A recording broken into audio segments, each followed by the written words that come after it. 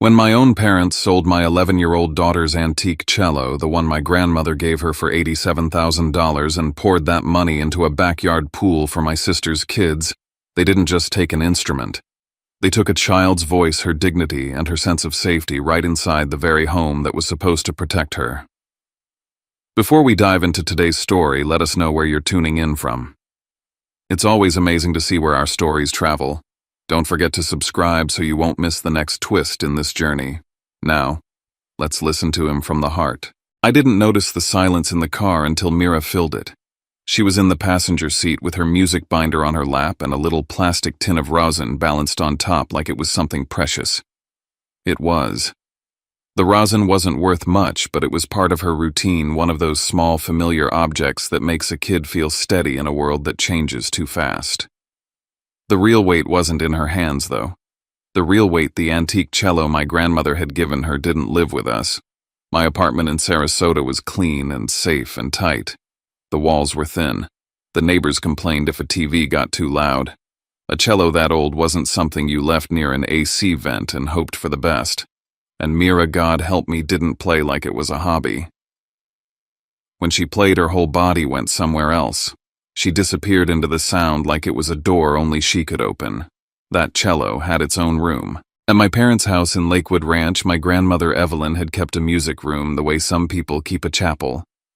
Temperature controlled. A humidifier that hummed softly in the corner. Shelves full of yellowed sheet music. A cabinet with a little lock because she believed in boundaries even when the rest of my family treated that word like an insult. Mira had been looking forward to practicing there all day. Not in a yay chores way. In a this is mine way. She hummed under her breath as I drove, tapping rhythms on her knees, already halfway inside that focused little world she lived in when she had a bow in her hand. "Do you think Great-Grandma Evelyn will be there today?" she asked, pulling her ponytail tighter like a kid who still believed elastic could control the universe. "She's at her place," I said. "Not today. We'll call her later." Mira nodded, but her eyes stayed hopeful anyway. Like maybe Evelyn had changed her mind overnight and come back because she missed the smell of my dad's aftershave and my mom's passive-aggressive sweetness. Mira didn't have the language for my family's dynamics. She just knew Evelyn had been the one adult in that house who looked at her like she mattered. We pulled into the driveway and the first thing I noticed was the mess. Not junk, my mother didn't allow mess. This was controlled chaos. A contractor's kind of chaos. The kind that only shows up when someone spends money they didn't talk about. I had a key. Not because I was trusted, because I was useful. There's a difference.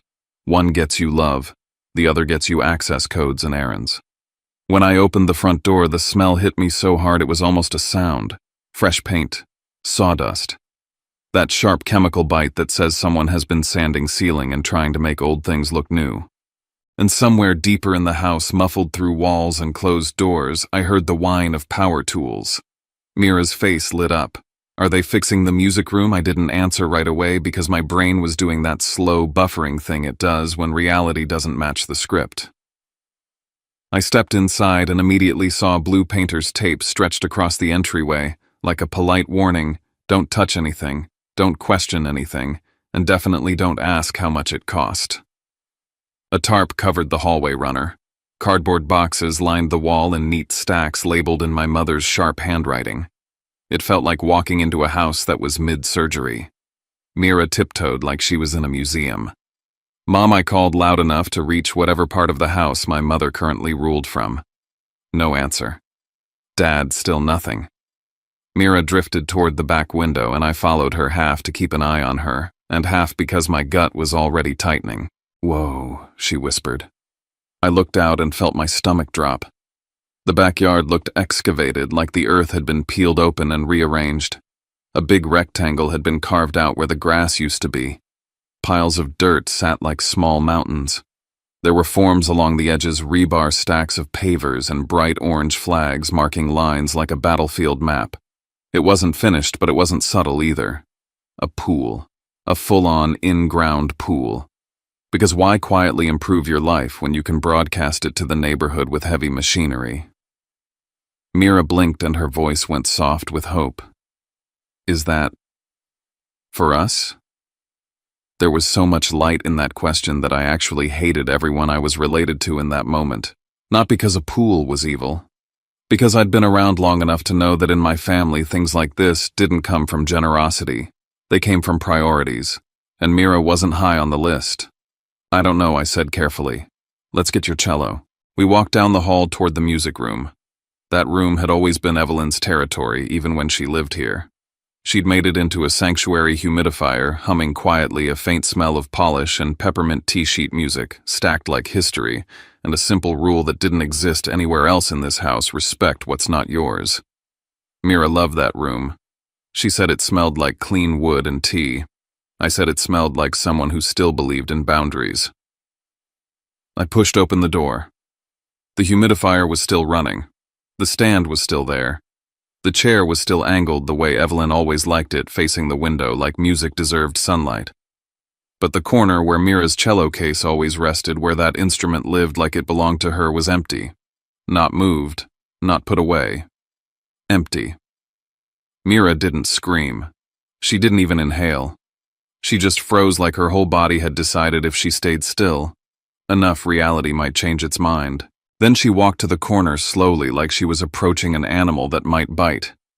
She looked down at the spot, looked up at the shelf, looked behind the chair like maybe it had fallen and no one had noticed for several days. Her fingers drifted toward the edge of the stand, expecting to feel something real. Wood. Weight. A familiar curve. And when there was nothing, she pulled her hand back fast, like she'd touched a hot stove. She turned to me and her voice got small, careful, like the question itself might get her in trouble. Did Great-Grandma Evelyn change her mind? My throat tightened so hard I almost couldn't speak.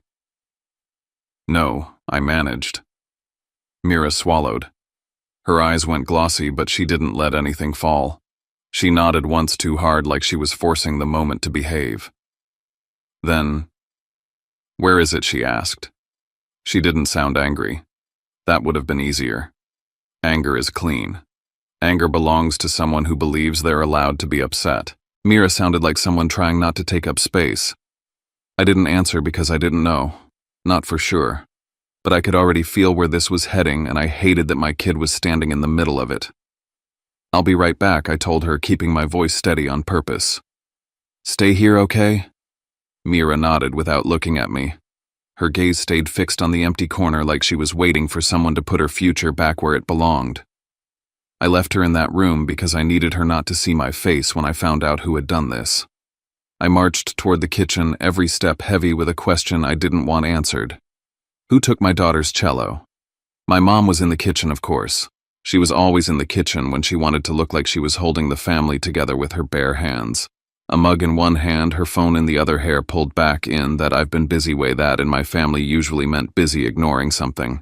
My dad sat at the table scrolling through something on his tablet, calm as a man who believed the world would always make room for him. And my sister Delaney was perched on a stool with a drink that looked like it cost $12 and tasted like lawn clippings. She didn't look up when I walked in. She barely ever did. "Where's Mira's cello?" I asked. My mom blinked slowly, like she was confused why I'd bring up something inconvenient during her morning coffee. "Good morning to you too, Talon," she said. I stared at her. "Where is it?" My dad sighed long and practiced. "What's the problem now?" I felt my heart do that annoying thing where it tries to climb out of my chest and find a quieter family. "Mira's cello," I repeated. "The one in Evelyn's music room." "Where is it?" Delaney snorted without looking up. "Oh my God." My mom took a sip of her coffee like she was buying time. "Your father handled it." Handled it. That word is a red flag printed in cursive. Handled it, how I said. My dad finally looked up. His expression wasn't guilty, it wasn't even defensive. It was bored. "We sold it," he said. For a second the room went strangely quiet, like even the house wanted to hear what happened next. I blinked. "You sold it?" "Yes," he said like he was explaining property taxes. "It was valuable. It was just sitting there." "It wasn't just sitting there," I said, my voice sharpening. "It was Mira's." Delaney finally looked up, eyes bright with annoyance. "She's 11. My mom set her mug down with a soft clink. Talon, don't start. Don't start, I repeated because I couldn't believe I was hearing these words in this order. You sold my daughter's cello. My dad leaned back in his chair. It was a family asset. No, I said. It was set aside for Mira. Evelyn was clear. Delaney actually laughed. And my kids are what chopped liver her kids. Jude and Poppy. They weren't even in the room, and somehow they were still the main characters. My mom waved a hand toward the backyard like she was presenting a charitable project. We're doing something nice for the children. The children, I echoed, and my voice got colder. You mean Delaney's kids? They deserve space, my mom said like she expected applause. They deserve a backyard they can enjoy. And Mira doesn't, I asked. My dad rubbed his forehead, already tired of me being a person. Mira will be fine with a student cello. You can rent one. Plenty of kids do. Mira will be fine. That was my family's favorite prayer. It meant we did what we wanted and we're not dealing with your feelings. I forced my hands still on the counter because they were shaking and I refused to give them the satisfaction of seeing it. Where is it? I asked, quieter now. Who did you sell it to? My dad shrugged. Some collector. He paid by wire. Quick sale. Of course. Quick. Clean. Convenient. Like Mira's life was just clutter they'd cleared out. I stared at him. How much? My dad didn't hesitate. 87,000. The number landed like a punch. Not because I hadn't known it was valuable, Evelyn had warned me, but because hearing it out loud made the backyard make sense in a way that made me sick. $87,000 didn't disappear. It turned into rebar and stone and shimmering water. Delaney's mouth curved in a smug little smile. So, yeah, we finally did something nice around here. Something nice. I looked at my mom. Evelyn gave that to Mira. My mom's eyes sharpened.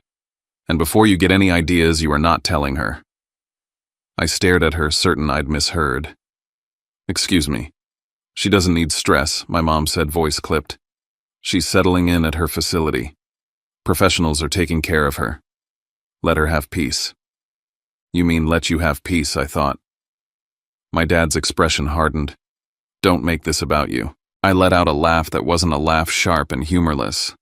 It's about my kid. Delaney leaned forward, her voice going sweet in that fake way that makes you want to check your wallet. Talon, honestly, you always act like Mira is some tragic orphan. She's fine. She has you. The way she said you made it sound like a punishment. I pictured Mira in that music room, standing in an empty corner like she was waiting for someone to tell her she mattered. I turned away before my face did something I couldn't take back. I walked back down the hall, my steps louder now, not caring who heard. When I pushed open the music room door again, Mira was still there, still in the same spot. Like she hadn't moved because movement meant acceptance. I knelt in front of her and took her hands. Her fingers were cold. We're going home, I said. Mira nodded without arguing. That was the worst part. She didn't even fight. She didn't say, but why? She didn't cry. She just folded like she'd been trained for this, trained to shrink, trained to adapt, trained to make it easy. As we walked toward the front door, my mom called after me from the kitchen. Talon, do not call Evelyn. Do you hear me? I didn't answer because I did hear her. I just didn't care anymore. Outside, the Florida air felt thick like I was breathing through a damp towel. Mira climbed into the car and buckled herself in carefully, like being careful could keep bad things from happening. I started the engine and pulled out of the driveway, my eyes catching the backyard one last time, the torn-up earth, the promise of a pool, the loud, expensive proof of what my family thought mattered. In the passenger seat, Mira stared at her hands. After a long minute, she said quietly, Maybe Great-Grandma didn't mean for it to be mine yet. Something inside me went very still, because that's what my family had done. They hadn't just taken a cello. They'd made an 11-year-old girl believe she was the problem. I drove us home with one hand tight on the wheel and the other wrapped around a decision I'd spent most of my life avoiding. If they wanted me to be easy, they picked the wrong day. And if they thought I was going to protect their comfort by keeping my mouth shut, they didn't know my grandmother Evelyn at all. That night I started gathering what I should have been gathering all along. Screenshots of Delaney's posts, photos of the excavation, messages in the family group chat, anything that proved the timeline. Because if they could do this when Evelyn was gone, I had to find out what else they'd been willing to take. The first night back at our place, Mira unpacked like she was trying to prove nothing had changed. She set her binder on the coffee table, lined up her pencil and eraser, and wiped an invisible smudge off the little tin of rosin the way Evelyn used to wipe the edge of a music stand. Precise, calm-like order could keep the world from slipping. I watched her from the kitchen while I pretended to care about dishes. I didn't want to hover. I didn't want to turn my grief into her burden. But in a one-bedroom apartment, there's no such thing as distance. Her teacher had loaned her a battered student cello for emergencies. That's what she'd called it, like this was a flat tire and not a theft. The instrument sat in a soft case that sagged at the corners, and the bow hair looked like it had been through a war. Mira handled it carefully anyway. That was her nature. She treated things with respect even when people didn't treat her that way. She started with scales, slow and obedient. The sound that came out was thin, tight, and a little sour. Not because Mira was playing wrong. Because the cello couldn't hold what she was trying to put into it. It was like listening to someone whisper through a door. Mira didn't complain. She didn't roll her eyes or slam the bow down. She adjusted her posture the way Evelyn had taught her: shoulders loose, wrist soft, breathe before the shift. She tried again, and again. But between phrases she paused longer than she should have, just a beat too long. Like she was waiting for the instrument to become something it wasn't. I leaned against the doorway, forcing my face into something neutral.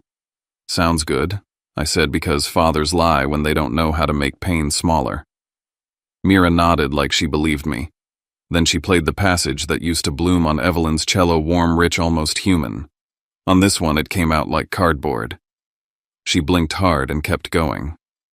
When she finished, she rested the bow in her lap and stared at her left hand like she didn't recognize it. "I can still practice," she said quietly, not asking for reassurance so much as granting me permission to not fall apart. "It's just harder." "I know," I said. My voice came out steadier than I felt. She nodded, then said the sentence that made something inside me go cold.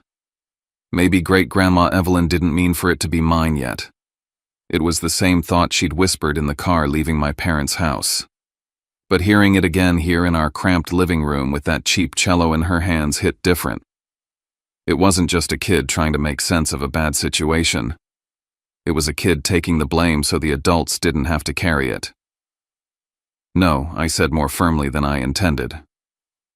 Mira's eyes flicked up, startled. "That cello was yours," I said. "Evelyn gave it to you. You didn't do anything wrong." Mira looked down again. I know she whispered, but it didn't sound like she knew. It sounded like she was trying to learn it. After she went to bed, I sat at my little kitchen table and opened my phone. The screen lit up my hands, and I realized they were still shaking. My mother's voice echoed in my head. "Do not call Evelyn. She doesn't need stress. Let her have peace." It hadn't been peace they wanted for her. It had been silence. So I did what I should have done earlier in my life. I stopped trying to keep everyone comfortable and started collecting proof.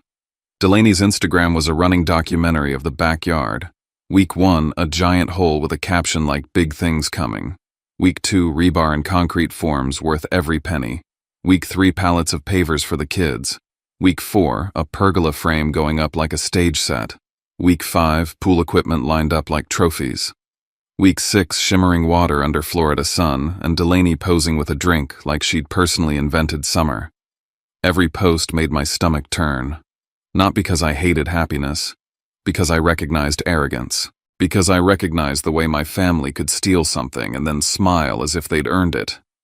I took screenshots of everything: the hole, the rebar, the invoices Delaney accidentally caught in the background of a story, the group chat messages about contractors coming early, the cheerful captions that might as well have read, "Look what we got away with."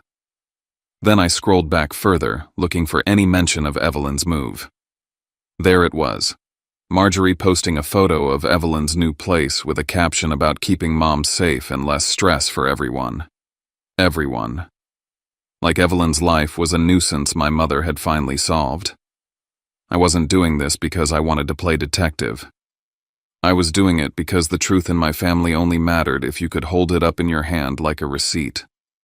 The next day I called Mira's teacher. Her name was Mrs. Hart, and she had the kind of patience that can only come from spending decades with kids who cry in practice rooms. "I hate to ask," I said, keeping my voice low because Mira was in the next room. "But that loner, it's not working."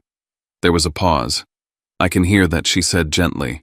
"Mira's musicality is beyond that instrument." I swallowed. "Is there anything better, a rental? Something affordable?" She didn't sugarcoat it. Quality rentals aren't cheap, but I might know someone. "Let me make a few calls." A few hours later, she texted me an address in Sarasota, an old music shop near downtown that smelled like wood and history and money. I took my lunch break and drove over. Inside, violins hung in glass cases like jewelry. A woman behind the counter asked what I needed, and when I said cello rental, her eyebrows lifted a fraction like she was mentally calculating whether I belonged in the building. I didn't blame her. I didn't feel like I belonged either. She brought out 3 options. The first sounded like Mira's loner, thin and stubborn. The second had more body but felt stiff under the bow. The third wasn't Evelyn's cello. Nothing was. But it responded. It held sound the way a real instrument should. It didn't fight back. I closed my eyes as I listened to the staff musician play a few bars. The notes filled the shop like they were supposed to. For a moment I could imagine Mira sounding like herself again. Then the woman slid the rental contract across the counter. The number at the bottom punched me right in the chest. I did the math in my head the way single parents do rent, groceries, gas, school fees, the endless little costs that show up like mosquitoes in Florida. I thought about overtime. I thought about cutting everything that made life feel human. I thought about the fact that my parents could wire away $87,000 like it was nothing and tell me to just rent one. I signed anyway. Because Mira's voice mattered more than my pride. When I brought the rental home, Mira's face didn't light up the way it used to when she opened Evelyn's case. She just nodded politely and said, "Thank you." That politeness made me want to scream. Kids shouldn't be polite about having their futures stolen and returned in installments. She played that night and the sound was better. Not right, but better. The notes had room to breathe. Mira's shoulders lowered by a fraction like her body was finally letting itself exist again. Still, she didn't smile. She just played serious and quiet like joy was something she didn't trust anymore. 2 days later, I drove to see Evelyn. Her new place wasn't the gloomy nursing home my mother implied whenever she wanted sympathy. It was bright and clean and controlled lemon cleaner and expensive hand soap, a lobby that looked like a hotel. The staff greeted Evelyn by name with respect, not pity. Evelyn was in the lounge with a book open on her lap and her glasses perched at the end of her nose like she was judging the author personally. She looked up the moment I walked in. "Sit," she said. "Your face is doing that thing." I sat across from her and for a second I didn't speak. I felt like if I started, I wouldn't stop. Evelyn waited. She didn't rush me. She didn't soften it with small talk. She was the only person in my family who understood that silence can be a kind of courtesy. "They did it," I finally said. Evelyn's expression didn't change. "Tell me." So I told her. The empty corner in the music room. Glenn saying, "We sold it," like he was discussing lawn fertilizer. Marjorie's order not to tell her. Delaney laughing. The words, "family asset." Evelyn listened without interrupting the way people do when they're collecting evidence. When I finished, she closed her book slowly and rested her hands on top of it. "And Mira?" she asked. "She went quiet," I said. "She asked if you changed your mind." Evelyn's mouth tightened, not with sadness, with something sharper. Clarity. "She thought it was her fault," Evelyn said softly. I nodded. Evelyn drew one breath through her nose.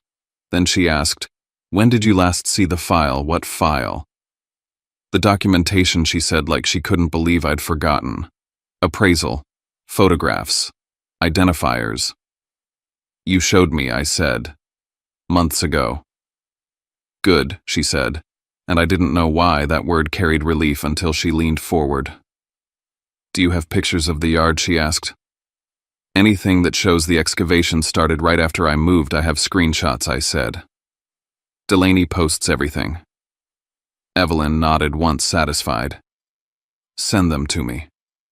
I stared at her. Evelyn. Are you okay? She looked at me over her glasses. I am not the one who should be worried. Then she reached for her phone. I didn't ask who she was calling. Evelyn always kept her cards close. My family used to call it old-fashioned. It wasn't. It was strategic. She made the call in a low voice, turned her body slightly away, then hung up. I will handle it, she said. I blinked. How Evelyn's lips curved into a small, knowing smile. Not with yelling. She reached across the table and squeezed my hand. Her grip was warm, firm. Mira will have her cello, she said. My throat tightened. How do you know that Evelyn's eyes sharpened? Because it was never theirs to sell. I felt my body go still. What does that mean?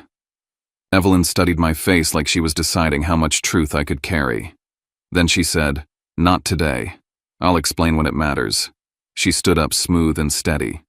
Go home, she said. Be with your child. Let her practice. Let her feel normal where she can. And my parents? I asked. The word came out bitter. Evelyn's smile didn't reach her eyes. Let them enjoy their pool. I drove home with the strange sensation of having stepped into a room where the air pressure changed. And then on the surface, nothing happened. No screaming calls, no public fallout, no apology. Just the steady drip of Delaney's posts as the backyard transformed from a hole into a showpiece. Mira went to school. She practiced. She got quieter in ways that didn't show up on report cards. I kept collecting screenshots. I kept my mouth shut. Not because I was afraid. Because Evelyn had told me something was moving, and for the first time in my life I trusted someone else to steer. 6 weeks passed. Then the invitation hit the family group chat like a flyer slapped onto a pole. BBQ Saturday, 2 p.m. pool reveal. Bring a side if you're coming. No, we miss you. No, how's Mira? No mention of the empty corner in the music room. Just logistics, because in my family feelings were optional, but potato salad was mandatory. Mira glanced over my shoulder as I stared at the screen. Are we going? She asked. Her voice was flat, but I saw the little flicker of hope hiding under it. Not hope for the pool, hope for belonging, hope that maybe if she acted normal enough the world would return what it took. I opened my mouth and realized I didn't have an answer yet. The next morning my phone rang. Evelyn. We're going, she said. My chest tightened. Evelyn. What are you doing? I'm doing what I should have done earlier, she replied. I started to ask more, but she cut me off with the calm authority she'd earned over a lifetime. Talon, she said, I don't want Mira watching you swallow this. A silence sat between us. Then she added, It's already in motion. I swallowed. What is the cello, she said. My heart kicked. What do you mean? Evelyn's voice softened just a notch. You'll see soon enough. I hung up and stared at the wall for a long time. Because suddenly that pool reveal wasn't a party. It was a stage, and Evelyn had chosen it on purpose. Saturday arrived hot and heavy, the kind of Florida heat that makes your lungs feel like they're working through wet cloth. Perfect pool weather. Perfect show-off weather. Perfect look-at-us weather. Mira wore her swimsuit under her clothes. I noticed when she reached for a t-shirt and hesitated, then chose one that was a little too big. Like hiding her body was safer than taking up space. She stuffed her towel into a tote bag and zipped it carefully as if neatness could keep things from going wrong. We drove to Lakewood Ranch in a silence that wasn't angry. It was careful. Mira stared out the window and didn't ask questions. She didn't ask about the cello. She didn't ask about Evelyn. She didn't ask why her grandparents could build a pool but couldn't say sorry. She just watched palm trees blur past like she was practicing how to disappear. When we turned onto my parents' streetcars lined both sides, I saw familiar vehicles from holidays and birthdays, cousins, aunts, uncles. A few neighbors I recognized only because my mother liked to mention them by name as proof she had a social life. This wasn't a casual BBQ, this was a presentation. We parked a block away and walked. I could hear laughter before we even reached the backyard. The sound carried over fences and manicured lawns like it was meant to. At the gate, I paused with my hand on the latch. Mira stood beside me, towel tucked under her arm chin, slightly lifted like she was bracing for impact. "You okay?" I asked. Mira nodded once. "Yeah." The word didn't match her eyes, but I let it go. I opened the gate. The backyard looked like an ad. Blue water shimmered under the sun. Stone decking so clean it looked newly scrubbed. A pergola with string lights like my parents had watched one home improvement show and decided they were experts. New loungers lined up like soldiers. A little outdoor speaker played soft music that didn't fit the mood, like the yard was trying to pretend nothing had been built on top of something stolen. Jude was already in the pool, splashing like a tiny shark. Poppy floated on a bright inflatable oversized sunglasses on her face because of course she had them. People laughed and cheered every time Jude cannonballed like he was a celebrity. Delaney stood near the shallow end holding a drink and talking loud, laughing louder, performing motherhood like she was on a stage. She had that glow people get when the world is giving them what they think they deserve. My mother stood near the grill with her shoulders back and her smile polished matriarch energy. The kind she practiced in mirrors. My father hovered nearby, smiling like a man whose life choices had just been validated by chlorine. And then Mira and I stepped into the scene. My mother's smile flickered. Just a fraction. Not surprise irritation. Like our presence was a stain on her perfect canvas. Talon she called too bright. "You made it, hi, Mom," I said. Delaney's eyes slid over Mira quick and dismissive like she was scanning an item she didn't plan to buy. "Hey," she said. Mira nodded politely, barely moving her lips. "Hi." That was my daughter right there. 11 years old, trained by my family's atmosphere to be small. Jude shrieked and jumped into the pool again, and the crowd laughed. Someone clapped, someone yelled, "That's my boy." Poppy squealed as water splashed her float and Delaney scooped her up like she was royalty. Mira stood beside me with her towel folded neatly in her hands, not sure where to put herself. She wasn't invited into the circle of attention. She was tolerated at the edge of it. I watched her eyes drift over the backyard, the pool, the pergola, the new furniture, the little details my mother would brag about later. And then I watched her eyes stop, on the water, on the way the sun hit it, on the way people looked at it with pride, like she was doing the math without meaning to. This water cost her something. I put my hand on her shoulder. She leaned into it without looking at me. That movement, that tiny lean, broke my heart more than tears would have, because it meant she still wanted comfort. She still trusted me. Even while she was learning, she couldn't trust the rest of them. My dad clapped his hands like a host. "All right, everybody, food's almost ready." People cheered. A few moved toward the table where my mother had arranged sides like a magazine spread. My mother laughed the soundlight and practiced.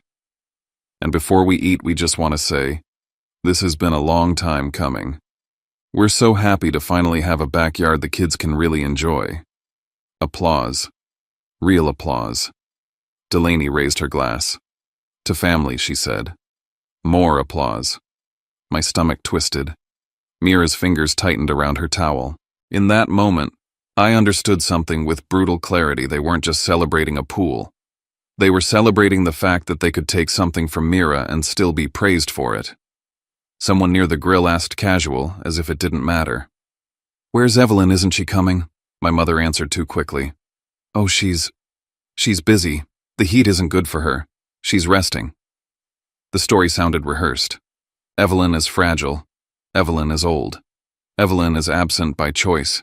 Evelyn is a sweet little woman who shouldn't be bothered with adult decisions. It was a neat narrative, a comfortable one, and I could feel how badly my mother wanted everyone to accept it. A second person asked, I thought Evelyn loved a good get-together. My mother's smile tightened. She does, but she's happier at her place now. It's easier for her. Easier for you, I thought. My father stepped in tone casual. She's being taken care of. That's what matters. Taken care of. Like Evelyn hadn't taken care of all of us in one way or another at some point. Like she wasn't the reason my parents had anything worth showing off in the first place. I saw an aunt glance at Mira and then look away quickly, uncomfortable. People could sense something. They just didn't know what they were sensing. Delaney moved to the table and started handing out plates, playing generous. Eat up, everybody, we've got burgers, hot dogs, you name it. Jude ran dripping across the deck, leaving wet footprints on the new stone. My mother didn't scold him.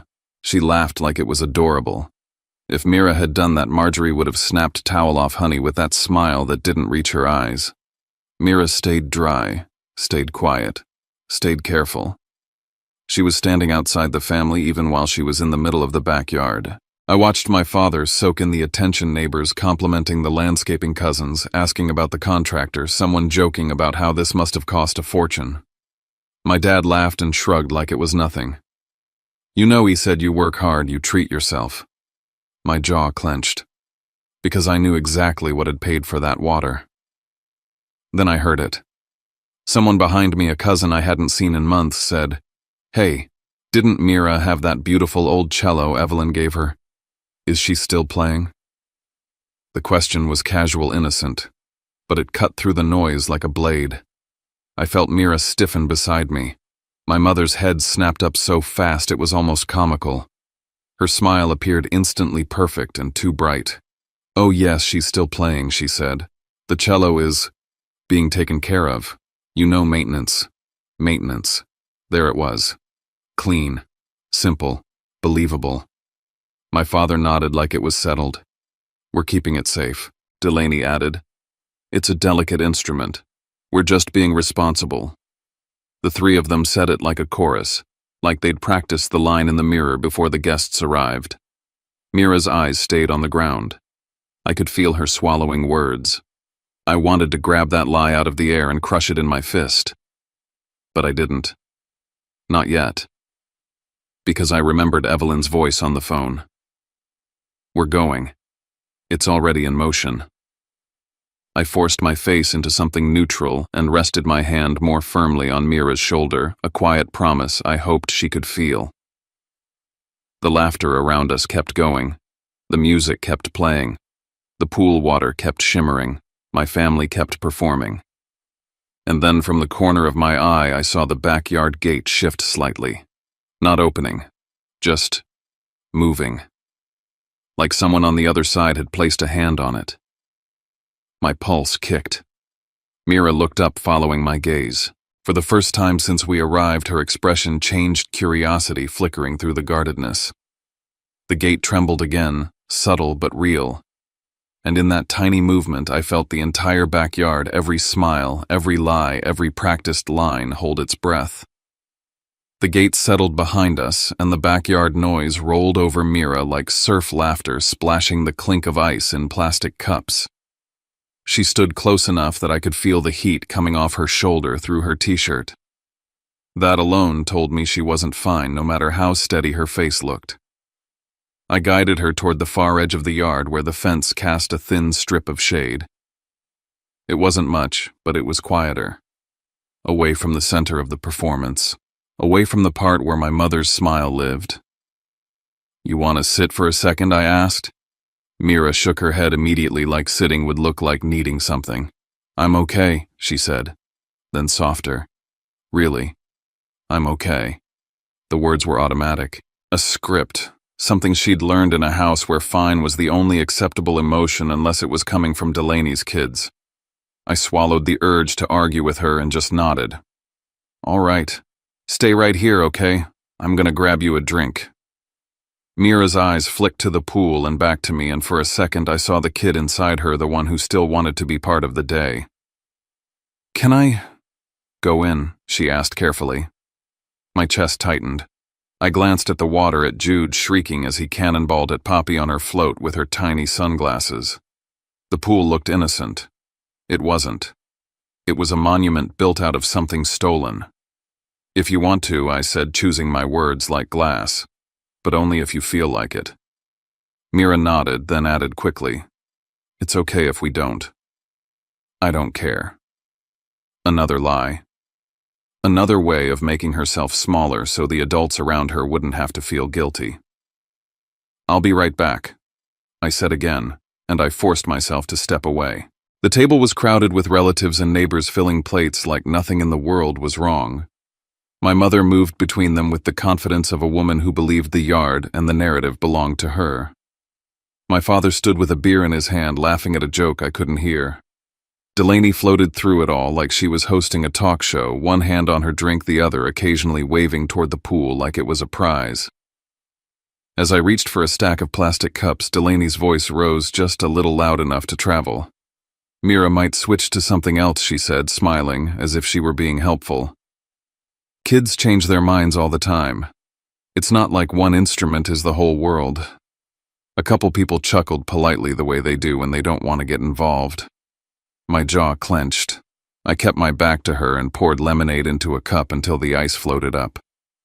Delaney kept going the way she always did when she sensed an audience. "Plus, let's be real," she said.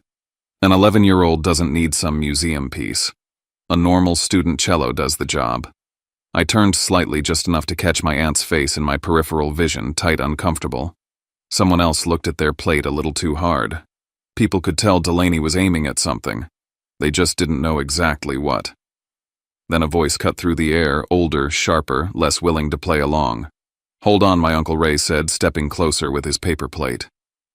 "I thought Mira had Evelyn's old cello. The beautiful one. Is she still playing?" That the backyard seemed to shift. The laughter didn't stop, but it changed like the rhythm of it stuttered. My mother's head snapped up and her smile appeared so fast it looked painful. "Oh yes," Marjorie said brightly. "Of course she's still playing. The cello is being taken care of." My father nodded in sync like they were a practiced duo. "Maintenance." Glenn added casual as a weather report. "It's delicate. We're keeping it safe." Delaney lifted her glass and chimed in like a closing statement. "You know how those antique instruments are. It's better this way." The three of them held the lie between them like a tablecloth, smooth, clean, covering everything underneath. Uncle Ray frowned. "Maintenance," he repeated, skeptical but not wanting a scene. "Huh." My mother laughed lightly. "Evelyn was so particular about humidity and all that. We're just making sure it's protected." I felt heat crawl up my neck. It wasn't just that they were lying. It was how comfortably they were lying. Like truth was optional as long as the vibe stayed nice. I carried Mira's drink back toward the shaded edge, trying to keep my face neutral. If I looked furious, I would become the story. My mother would love that. She'd love nothing more than to point at me and say, "See, he's the problem. He always has been." Halfway across the yard, my phone vibrated in my pocket. I didn't even need to look to know it mattered. I stepped behind the pergola post, angled my body away from wandering eyes, and checked the screen. A text from Miles Ketter. "Don't let Mira be alone. Don't confront them before Evelyn arrives. Keep calm." My pulse jumped hard enough to make my vision sharpen. Evelyn was coming. Not maybe. Not we'll see. Coming. I stared at the message for a second longer than I should have, absorbing what it meant. This wasn't just me walking into a hostile backyard with my kid. This was coordinated, timed, deliberate. I slipped the phone back into my pocket and exhaled through my nose, slow. When I reached Mira, she took the cup with both hands and murmured, "Thanks," like she was afraid gratitude was the only thing she was allowed to give. "You doing okay?" I asked quietly. Mira nodded. Her eyes tracked the pool again, then dropped to the towel she was twisting in her hands without realizing it. "I'm fine," she said, then almost inaudible, "It's pretty." I looked at the water. "Yeah," I said. "It's pretty." I didn't tell her what I was thinking, that pretty things could still be wrong. That sometimes the prettiest part was the cover. A few minutes passed. People rotated in and out of conversation clusters. Jude shrieked again. Poppy splashed Delaney on purpose, and Delaney laughed like it was the cutest insult she'd ever received. Mira stood steady beside me, trying to look like she belonged in the scene. Then my mother called from the table, voice sugary. "Talon, can you grab a bag of ice from inside? The cooler's getting low." I knew that tone. An errand. A test. A reminder that even here, even now, I was still expected to be useful. Part of me wanted to say no. Part of me wanted to say I was busy parenting the child she'd sidelined, but I also knew refusing would give her a reason to perform concern. She'd widen her eyes and tell everyone I was being difficult. So I nodded once and turned to Mira. "Stay right here," I said. "Don't go anywhere. I'll be back in a minute." Mira's eyes flicked to mine. "Okay," she whispered. I walked into the house and the temperature change hit like stepping into a refrigerator. The hallway smelled even more strongly of paint and sawdust. The blue tape was still there. The tarp still covered the runner like the house was mid-procedure. The kitchen was full of noise, someone filling trays, someone rummaging through drawers, my mother's laugh bright and too loud. I kept moving, grabbed the ice from the freezer, and started back toward the door. That's when I saw the little office. It wasn't really an office, more like a cramped corner room my father used for bills and printer paper. The door was half open and a stack of envelopes sat on the desk like someone had been sorting mail in a hurry. A white shipping envelope lay on top, not addressed to me, not even fully tucked away, like it had been set down and forgotten. What caught my eye wasn't the envelope itself. It was the thin, glossy slip peeking out from under it, a receipt-looking thing with bold lettering at the top. Wire confirmation. My body went still. I stepped closer, ice bag sweating in my left hand, my heartbeat suddenly loud in my ears. The slip had a partial name on it, some company header, and beneath it a transaction number. A bank routing line. A date that lined up too neatly with the first week the backyard got torn open. Next to it was a yellow sticky note with my mother's handwriting, tight, sharp, impatient, "Call him back. He's asking questions. Don't mention Evelyn." There was also a scribble that looked like a name only half legible, something like Harrison or Har, followed by numbers I couldn't fully parse. I didn't try to read the whole thing. I didn't need to. I needed one thing, proof that the sale wasn't some vague, untraceable story. It was documented. It had paper. My phone was in my pocket. I pulled it out, angled it low, and snapped 2 quick photos, one close, one wider, to capture the header and the sticky note in the same frame. My hands didn't shake while I did it. That surprised me. Maybe rage can steady you when fear runs out. Footsteps sounded in the hallway. I slid the phone back into my pocket, grabbed the ice tighter, and stepped away from the desk just as my father appeared at the doorway. Glenn looked at me, eyes flicking briefly to the office, then to the ice bag. His smile turned on like a switch. "Everything good?" he asked, voice friendly for anyone who might be listening. "Just grabbing ice," I said. His eyes stayed on mine a beat too long. Uh-huh. I walked past him and pushed out the back door, the sunlight slamming into me again. The noise of the party rolled back over my skin, and for a moment I felt like I was carrying a secret under my shirt like a live wire. Mira was still where I left her. Thank God. But Glenn wasn't far behind me. As I crossed the deck, he angled toward me, intercepting me near a narrow path between the table and the pergola, close enough that his words wouldn't carry, but his smile could still be seen. "Don't do anything stupid," he said quietly. The friendliness gone from his eyes while it stayed on his mouth. "Not in front of everyone." I looked at him steady. I'm not the one who sold a child's instrument. His smile tightened. "Here we go." My mother appeared like she'd been summoned, her expression already assembled, concerned, gentle, reasonable. "Talon," she said, stepping closer. "Please. Not today." "Mira's sensitive." I stared at her. "Mira's sensitive," I repeated, tasting the manipulation in the words. "Yes," Marjorie said, touching her chest like she was a wounded saint. "And you get worked up. You make things worse. You know how she is. She'll take on everyone's emotions." There it was. If the day fell apart, it would be my fault. If Mira cried, it would be because I upset her. If anyone started asking questions, it would be because I couldn't just let things go. My mother was building a shield out of my child, and Delaney drifted over, drawn by the tension like she fed on it. Honestly, she said, faux sympathetic, can we not? We're trying to have a nice day. A nice day. Mira stepped closer at that exact moment, like she could sense the air changing.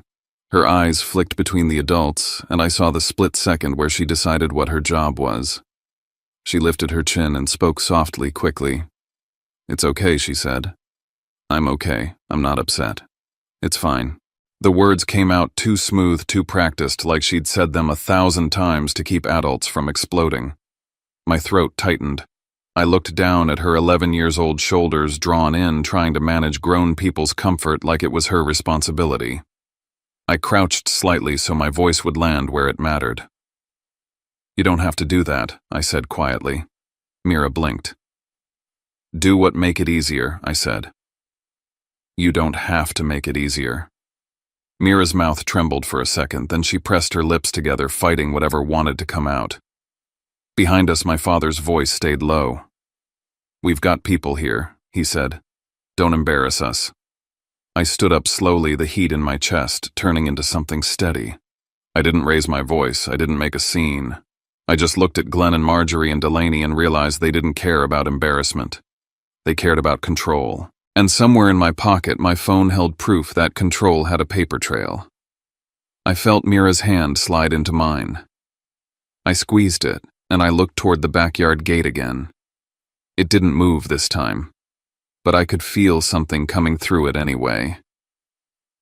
I didn't let Mira drift back toward the pool after that, not because she couldn't handle the water, because I couldn't handle losing sight of her. My family didn't just take things. They took moments, small chances to twist a kid's feelings to plant a sentence that stuck. So I guided her along the side of the house where the noise softened and the shade stretched longer. The grass was cooler there, the air still heavy, but at least it wasn't full of applause. Stay where I can see you, I told her gently. Okay. Mira nodded. She didn't ask why. She didn't argue. That obedience earned by years of being treated like an inconvenience made my stomach knot. We stood near a row of hedges half hidden from the yard. The muffled sounds of the party drifted over music, laughter, the occasional splash. My phone buzzed again. I glanced down. Unknown number. For a second, I considered letting it go to voicemail. Everything in me wanted to keep this day contained, to keep Mira in a bubble where adults couldn't hurt her anymore. But some instinct, the same one that made me photograph that wire confirmation, told me this wasn't random. I answered. Hello, a man's voice, professional and careful. Is this Talon Pierce? Yes. I'm calling regarding a transaction involving a musical instrument, he said. A cello. I'm trying to reach Glenn Pierce. My spine went rigid. I'm his son, I said slowly. What is this about? There was a pause, like he was deciding how much to say to the wrong person. We represent a buyer, he said finally. Or more accurately, we represent the party who facilitated the purchase. We've been contacted regarding a dispute over ownership. My mouth went dry. Dispute. Yes, he said. A report has been filed. We've been notified that the instrument may not have been sold by someone with legal authority to do so. My heart started thumping hard enough that I could feel it in my throat. Who filed the report? I asked, already knowing. I can't disclose that, the man said. But we need to verify facts. If the instrument was recovered or if a recovery is in progress, we have obligations. It becomes a matter of unwinding the transaction. Unwinding. I looked at Mira. She was watching my face, her brows drawn together, the child in her sensing danger, even if she didn't have the vocabulary for it. I turned slightly away from her, lowering my voice. I'm not going to discuss details, I said, but you should speak to my father. We're trying, the man replied. He hasn't answered. A sharp, ugly thought crossed my mind, Glenn, ignoring consequences the way he ignored everything else. If you need a response, I said carefully, you can put your request in writing. We will, the man said. I'm calling as courtesy before formal steps. If the instrument is not returned and if funds are not addressed, it escalates. Okay, I said, forcing calm into my voice. "Talk to him." "I intend to," the man replied. "Thank you." The call ended. For a second, I just stood there, the phone still against my ear, listening to nothing. Then I lowered it and stared at the screen like it might explain how my family had managed to drag strangers into their mess so fast. Evelyn's plan had reached outside the backyard. That meant two things. One, the truth was no longer trapped in my parents' house where they could control it. And two, Glenn and Marjorie were about to panic. I slipped my phone into my pocket and looked at Mira. "What is it?" she asked quietly. I took a breath. "Nothing you need to worry about right now," I said, hating myself for the softness of it. "Just stay close." Mira nodded, eyes dropping to the grass. "Okay." We walked back toward the party, and I felt the air change before I even saw them. My father stood near the grill, but his posture was different, less relaxed, more rigid. He kept glancing at his phone like it had grown teeth. My mother's laugh sounded a fraction too high. Delaney had pulled Marjorie into the pergola corner, their heads close together, voices tight and quick. When Marjorie looked up and saw me, her eyes flashed with something that wasn't hospitality. Fear, anger, both. She recovered fast, she always did. Her smile switched on as someone walked past. But when she looked back at me, the smile vanished again. The party kept going because parties are stubborn. People refill plates. Kids splash. Neighbors compliment the pavers. But the performance had a tremor running through it now, like a stage with loose bolts. A hand touched my elbow. I turned and saw my cousin Jenna, someone who wasn't close enough to be trusted with family secrets, but close enough to notice when the vibe shifted. "Talon," she said, voice low. "What's going on?" I held her gaze for a moment and weighed my options. If I lied, I would be helping my parents keep control. If I told the whole truth, I'd ignite the yard before Evelyn got through the gate. So I chose a single sentence. A fact, nothing dramatic, just reality. "The cello was sold," I said. Jenna's eyes widened. "Sold." I nodded once. Her mouth opened, then closed. She looked past me toward the pool, toward Glenn's forced smile, toward Marjorie's bright laughter that didn't match her eyes. Jenna swallowed.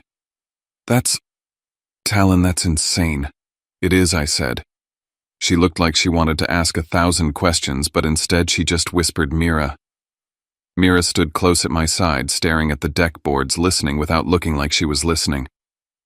Jenna's face softened in a way my mother's never did. Jenna nodded once like she'd made a decision, then drifted away, quiet, thoughtful, no longer part of the cheering crowd. And just like that, a crack opened in the wall my parents had built around their image. Glenn saw it. He moved fast, stepping toward me with a smile that didn't belong on his face. "Talon," he said loud enough to sound friendly. Then he angled closer, lowering his voice so only I could hear. "We need to talk." "I'm not interested in private conversations," I said. His eyes narrowed. "You're going to leave," he said, calm and ugly. "Right now." I didn't move. Glenn's smile stayed in place for the crowd, but his words sharpened. "You're ruining this." "You did that," I said quietly. His jaw ticked. "You want to make yourself the hero, fine, but don't drag everyone into it. Don't drag the kids into it." My stomach flipped at the hypocrisy. Mira's fingers tightened around my hand. Glenn glanced down at her and then back up at me, using her as leverage. "Take her home," he said, "before she gets upset." I felt Mira press closer to my side like she wanted to disappear into my ribcage. She kept her face blank like blankness was safety. I leaned slightly toward Glenn, keeping my voice low. "I'm not leaving," I said. "Not until Mira is done pretending she belongs here, only if she stays quiet." Glenn's nostrils flared. "You think you can come in here and threaten us?" "I'm not threatening you," I said. "I'm stopping you." His expression shifted, annoyance turning into something harder. "If you do this," he said, "you're done. You'll be cut off. You'll get nothing. Do you hear me?" There it was. The old weapon. The family's imagined power. The idea that I would fold for access, for approval, for the illusion of being included. I looked at Mira. Her eyes were down, but her body was shaking just slightly, so small I wouldn't have noticed if I hadn't been watching for it. My voice softened when I answered because the answer was for her as much as it was for him. "I can live without your approval," I said. "Mira can't live without her voice." Glenn's smile faltered for the first time in front of anyone close enough to notice. He opened his mouth probably to hiss something worse, and then his phone buzzed. His eyes flicked to the screen. Color drained from his face. Not all at once. Just enough that I saw it. He turned slightly away, thumb hovering like he didn't want to open whatever was waiting there. Then he did, and his shoulders went tight. Marjorie watched him from across the yard. She saw the change immediately. Her hand went to her chest like she couldn't breathe, and Delaney leaned in, whispering fast. The music kept playing, but the adults in my family were no longer relaxed. They were calculating. I felt Mira's grip on my hand change, less limp, more intentional, as if she could feel that something was shifting in the ground beneath all the pretending. Then, clear as a bell over the noise, the backyard gate latch clicked. The sound wasn't loud, but it carried. Maybe because I'd been staring at that gate all day like it was a doorway to oxygen. A couple heads turned. Jenna turned. Uncle Ray turned. Even Delaney paused mid-laugh. The gate opened. A silhouette appeared in the frame, backlit by the sun. And I didn't need to see the face to know, because the air in the yard changed the way it changes when the one person your family can't talk over finally steps into the room. Mira's head lifted. My mother's smile froze. My father's phone hung useless in his hand. And for the first time since we arrived, the backyard fell into a hush that felt like the beginning of consequences. The gate opened wider this time. Not a hesitant push. Not a pause. Just a clean, deliberate motion that cut through the noise of the party like a blade. Conversations thinned out. Laughter stumbled. A few heads turned first, then many, then almost everyone. Evelyn Hartwell stepped into the backyard as if she had every right to be there because she did. She wasn't hunched. She wasn't tentative. She wasn't the fragile version of her my parents liked to describe when it suited them. She wore a simple dress pressed and understated, her hair neatly set her posture straight. Age had given her clarity, not weakness. On either side of her walked two men who did not belong to backyard barbecues. Miles Ketter I recognized instantly. The other, Rowan Winslow, held a thin folder tucked under his arm like it weighed more than it looked. The sound of splashing slowed. Jude climbed out of the pool, dripping and confused. Poppy sat up on her float, blinking behind her sunglasses. I watched my parents. Glenn went rigid, the beer in his hand lowering an inch like his arm had suddenly forgotten its job. Marjorie's face drained so fast it looked almost theatrical, her smile freezing in place before collapsing entirely. Delaney's laugh cut off mid-breath, her mouth still curved upward even as her eyes widened. They knew. They didn't need introductions. They didn't need explanations. They knew. Evelyn took in the yard with a slow, assessing glance. The water. The stone deck. The pergola. The light strung carefully overhead to make the whole thing look like a catalog spread. "Well," she said mildly, "you've all been busy." The words were light, but they landed heavy. Marjorie recovered, first stepping forward with the reflex of someone who had always controlled the room. "Mom," she said too brightly. This is a party." "I know," Evelyn replied. "That's why I came." She looked past Marjorie, then past Glenn, past Delaney, and her gaze found Mira. My daughter straightened without realizing it, her shoulders pulling back, her chin lifting just a fraction. She didn't smile. She didn't wave. She just stood there, suddenly very still, like her body recognized safety before her mind did. Evelyn's face softened for exactly one heartbeat. Then she turned back to the adults. "I've heard," she said calmly, "that you sold the cello." The yard went silent, not the polite quiet of waiting for a toast, the real kind, the kind where people stop chewing. Marjorie's mouth opened. "Mom, we didn't want to upset you." "You didn't want consequences," Evelyn said, cutting her off without raising her voice. Glenn stepped forward, his smile strained. "Let's not do this here," he said. We can talk privately. We've had plenty of private time, Evelyn replied. You used it. She angled her body slightly so that her voice carried not shouted, not dramatic, just clear, like she was addressing a group that deserved honesty. I won't take long, she said. I know you're all here to swim. Delaney scoffed under her breath. This is insane. Evelyn didn't look at her. She smiled instead. Not a warm smile, not a cruel one either, a settled one, the expression of someone who had already finished the work.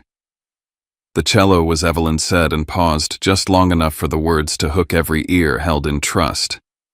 Glenn's face changed. Not confusion. Recognition. Evelyn continued, each word measured. I created the trust years ago. I am the trustee. Mira is the beneficiary. A ripple went through the crowd, quiet disbelieving. That instrument, Evelyn said, was never a family asset. It was never yours to sell. It was never yours to touch. Marjorie's lips trembled. Mom, you sold property you did not own, Evelyn said evenly. And you used the money to build this. She gestured lightly toward the pool. The water glittered behind her, suddenly stripped of charm. Miles stepped forward, then opening the folder. For clarity, he said, voice professional and firm, the instrument was recovered this morning after formal notice and coordination with the intermediary. Glenn's shoulders sagged. Recovered, not argued over, not pending. Done. Miles went on. The buyer was notified of the invalid sale. Funds are being addressed through appropriate channels. Mira sucked in a breath so sharp I felt it more than heard it. She didn't cry. She didn't smile. She just pressed her fingers into my hand like she was making sure I was real. Evelyn turned back to my parents. You took something that belonged to a child, she said, and you turned it into concrete. Delaney found her voice. It was for the kids.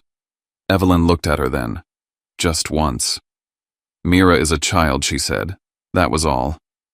Miles extended another document toward Glenn and Marjorie. This is formal notice, he said. You have 60 days to vacate the property. Marjorie gasped. This is our home. Evelyn shook her head. It's the house I allowed you to live in. Glenn tried to straighten. You can't be serious. Evelyn met his eyes. Try me. The yard had become something else entirely now. No longer a party, no longer a performance, just witnesses. I felt eyes on me, but I didn't look around. I didn't need to. I stepped forward just enough to be heard. Mira is not a second-tier member of this family, I said. She never was. I didn't add anything else. I didn't need to. Evelyn turned to Mira, then lowering herself slightly so they were eye level. You didn't lose anything, she said gently. It was taken. You didn't do anything wrong. Mira's face crumpled, not loudly, not dramatically, but with relief so deep it shook her. She nodded once, then twice, like she was finally letting the truth land. Evelyn reached out and rested her hand over Mira's. Solid. Certain. Behind us, the pool lights hummed. Somewhere a drink tipped over and spilled. The party had ended, and there was no putting it back together. The cello arrived the next morning, not in ceremony, not with applause. Just a hard case carried carefully up the stairs to my apartment. The delivery man waited while we unlocked it. Mira knelt on the floor, hands hovering for a moment before she touched anything, like she was afraid the permission might vanish if she moved too fast. Then her fingers rested against the wood light, reverent. She didn't say a word. She leaned forward and wrapped her arms around the case, pressing her cheek against it like she was confirming it was real. Evelyn stood behind her, allowing herself exactly one deep breath before composure returned. Miles updated us later that day. The intermediary had been forced to unwind the transaction. The buyer wanted his money back. Glenn and Marjorie were now facing a repayment demand that concrete and chlorine couldn't solve. The phone calls started almost immediately. Voicemails, emails, messages routed through Miles. Panic has a sound. It's thinner than anger, louder than guilt. Delaney distanced herself fast. The language shifted from, we decided to, I told them this was a bad idea. History rewritten in real time.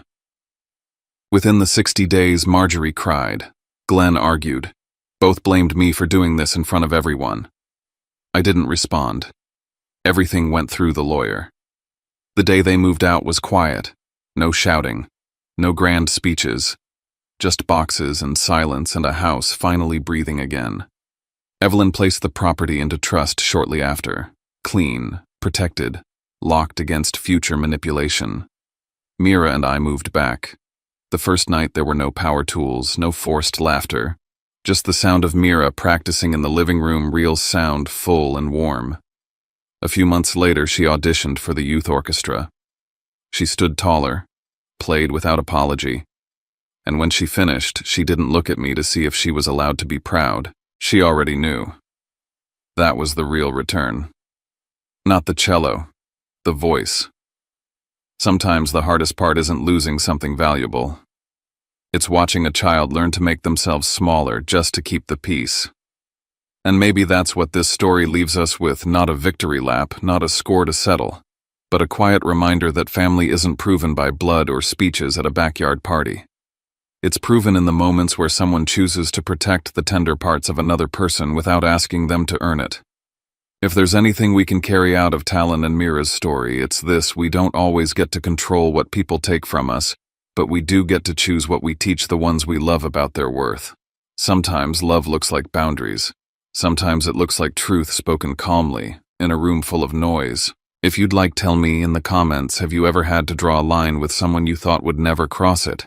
And if these stories feel like a place where you can breathe, reflect, and feel less alone, I'd love for you to subscribe and stay with us.